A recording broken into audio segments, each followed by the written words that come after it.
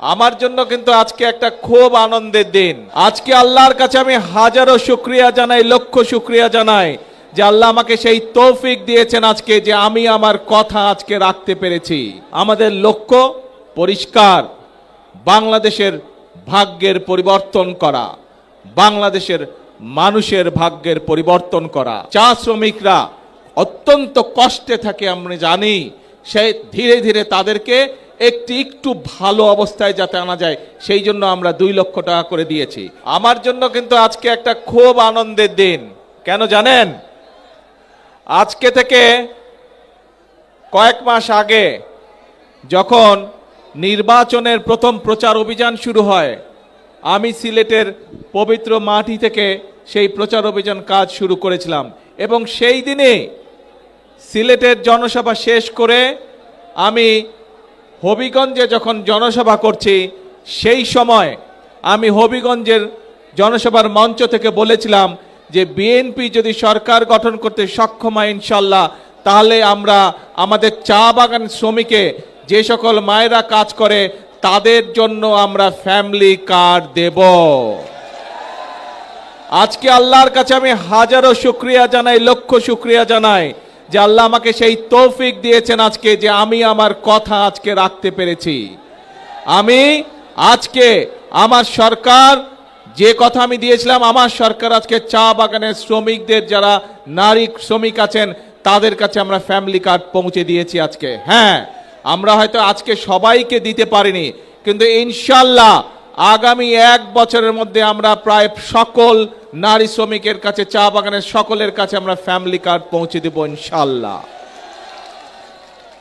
প্রিয় ভাই বোনেরা, বিগত 17 তারিখের ফেব্রুয়ারির 12 তারিখের নির্বাচনে এই বাংলাদেশের মানুষ বাংলাদেশ জাতীয়তাবাদী দলকে নির্বাচিত করেছিল। কেন? কারণ আমরা সেই সময় মানুষকে বলেছিলাম যে আপনারা যদি আমাদেরকে নির্বাচিত করেন আমরা জনগণের জন্য কাজ করব। প্রথম একটি কাজের কথা বলেছিলাম, সেটি হচ্ছে যে আমরা বিশ্বাস করি এই আমাদের প্রিয় মাতৃভূমি বাংলাদেশকে যদি সামনের দিকে এগিয়ে নিয়ে যেতে হয় তাহলে সকলকে একসাথে আমাদের সহযোগিতা করতে হবে, সকলকে একসাথে কাজ করতে হবে। এবং সেজন্যই আমরা মনে করি যে পুরুষদের পাশাপাশি আমরা যদি নারীদেরকে সাহায্য করতে না পারি স্বাবলম্বী হওয়ার জন্য, তাহলে দেশকে এগিয়ে নিয়ে যাওয়া সম্ভব নয়। এবং সেই জন্যই নারীদেরকে স্বাবলম্বী করে গড়ে তোলার জন্য আমরা এই ফ্যামিলি কার্ডের কথা বলেছিলাম। বাংলাদেশে প্রায় 4 কোটির মতন পরিবার রয়েছে। আমরা বলেছিলাম যে আমরা যদি সরকার গঠন করতে সক্ষম হই 12 তারিখের নির্বাচনে, তাহলে পর্যায়ক্রমিকভাবে সকল পরিবারের কাছে আমরা ফ্যামিলি কার্ড পৌঁছে দেব। বিশেষ করে নারী প্রধানদের কাছে, পরিবারের যে নারী প্রধান তার কাছে আমরা নির্বাচন হওয়ার সাথে সাথে 1 মাসেরও কম সময়ের ভিতরে আমরা আমাদের এই প্রতিশ্রুতি বাস্তবায়নের কাজ শুরু করেছিলাম।